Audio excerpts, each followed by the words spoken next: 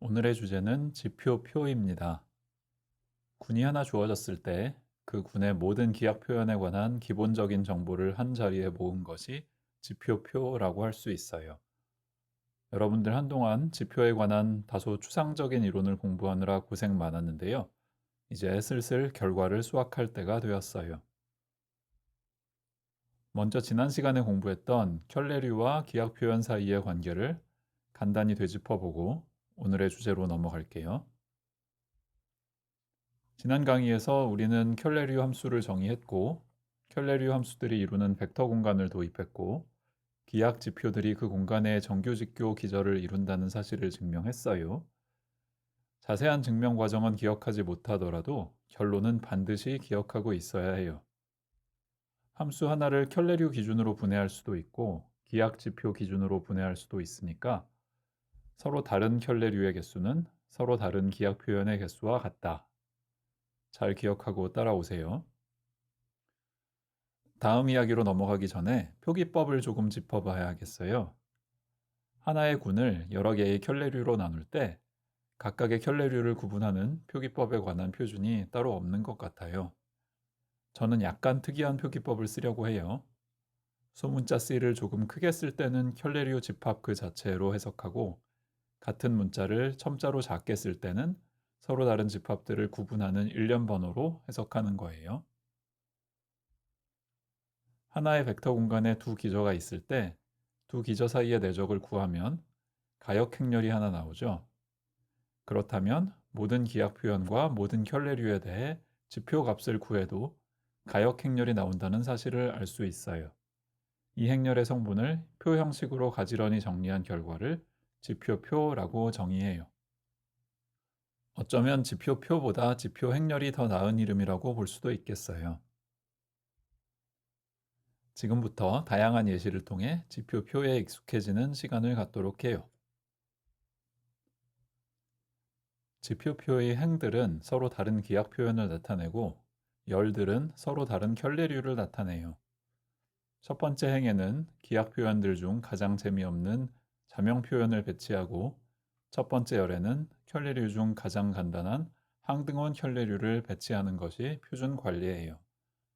그 외에 다른 행과 열에 이름을 붙이는 방식에 관해서는 모든 사람이 동의하는 표준은 없고 여러 방식이 공존하는 것 같아요.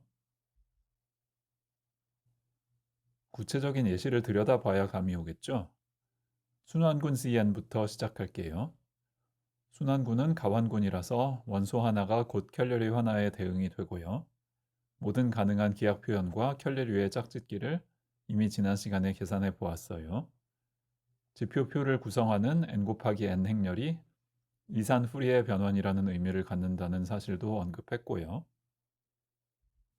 비가환군의 첫 예시는 우리의 오랜 친구 S3인데요. 역시 예전에 지표이론 공부하던 중에 틈틈이 계산을 해봤기 때문에 지표표를 구성하는 기하 표현, 켤레류, 지표의 값 모두 우리가 이미 알고 있어요. 오늘 할 일은 예전에 공부한 내용을 깔끔히 정리하는 것 말고는 아무것도 없어요. 비가환군의 예시로 사원수 군도 빼놓을 수가 없어요. 우리가 전에 자명 표현과 2차원 기하 표현은 조금 자세히 공부했고, 서로 다른 1차원 비자명 표현 3개가 더 있어야 한다는 사실까지 알아챘는데요. 제가 여기 적어둔 지표표는 1차원 비자명 표현들도 빠짐없이 모두 포함하고 있어요. 여러분들이 어떤 군의 정의를 접하게 되었어요. 그 군을 더 잘 이해하기 위해 지표표를 계산하려고 해요. 물론 모든 기하 표현의 행렬 성분을 어떻게든 구하고 나면 지표들도 정의에 따라 계산할 수 있겠죠. 하지만 그건 너무 힘든 일 같은데 노력은 줄이고 결과는 빨리 얻을 방법 뭐 없을까요? 표의 맨 위에 켤레류의 이름을 넣는 자리에 그 켤레류의 원소의 개수도 함께 표시해요. 각 켤레류의 원소의 수를 모두 더하면 당연히 군의 차수와 같아져야 하죠. 자명 표현의 지표는 계산할 것도 없이 모두 1이고요. 열 방향으로 넘어가서 항등원의 지표는 기하 표현의 차원이에요. 기하 표현의 차원의 제곱을 모두 더한 값도 군의 차수와 같아진다는 항등식 역시 유용한 정보예요. 첫 번째 행과 첫 번째 열을 채운 후에 남은 칸들을 채우려면 조금 더 노력을 해야 하는데요.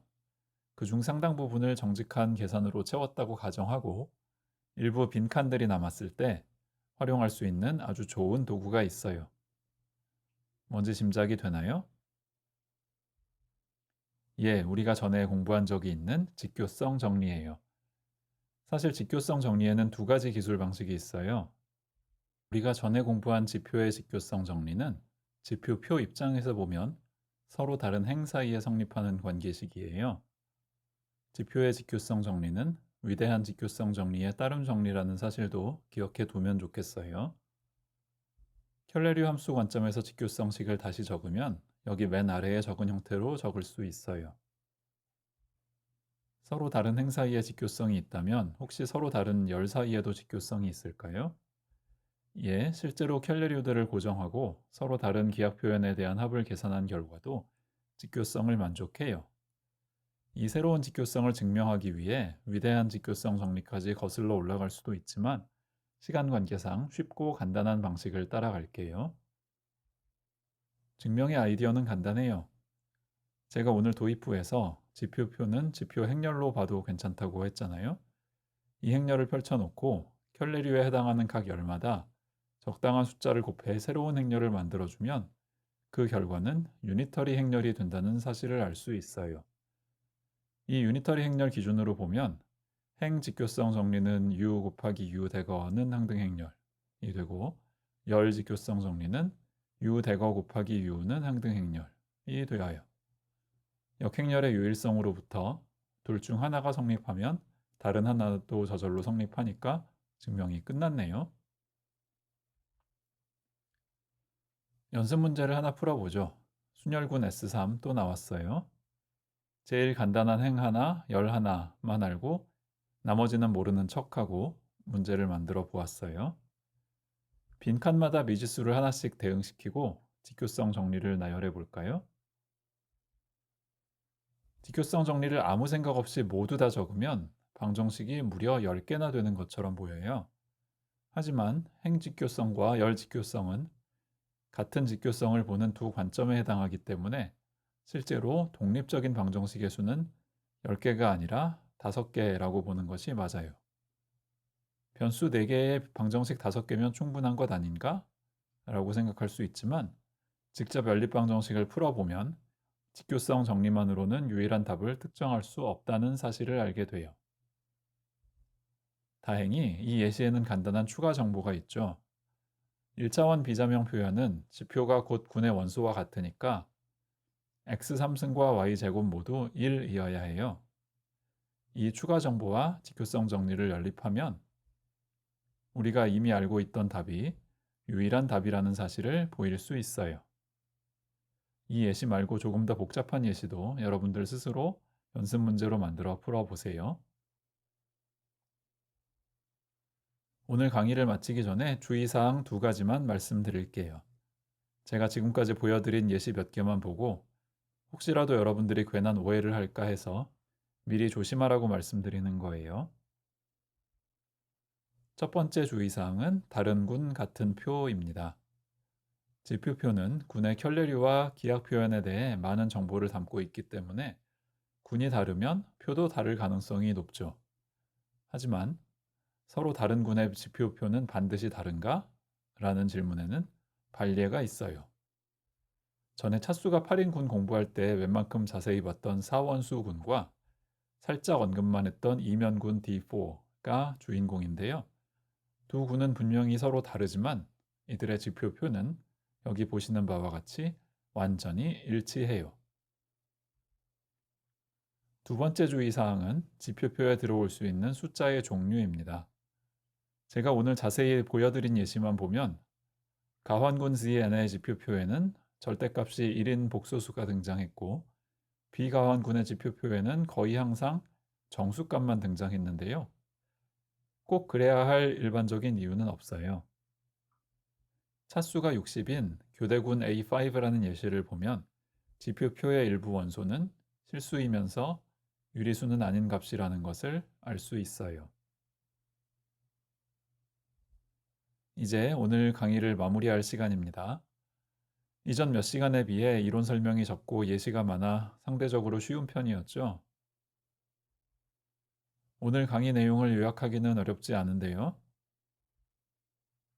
하나의 군에 대해 서로 다른 켤레류의 개수와 서로 다른 기하 표현의 개수가 같다는 사실부터 확인하고 시작했고요.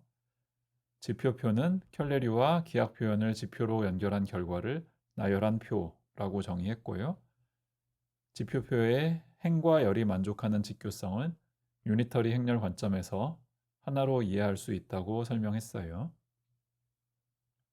군과 표현에 관한 이론도 더 깊이 파고 들어갈 수 있는 여지가 많지만 지금까지 우리가 다룬 정도만 해도 나름 정리와 증명까지 따라가면서 지표표 개념까지 배웠으면 어느 정도 기초는 갖추었다고 볼 수 있어요.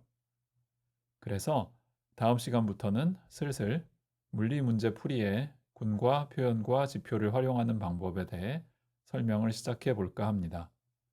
혹시 이론 면에서 부족한 점이 눈에 띄면 그때 가서 보충하기로 하고요.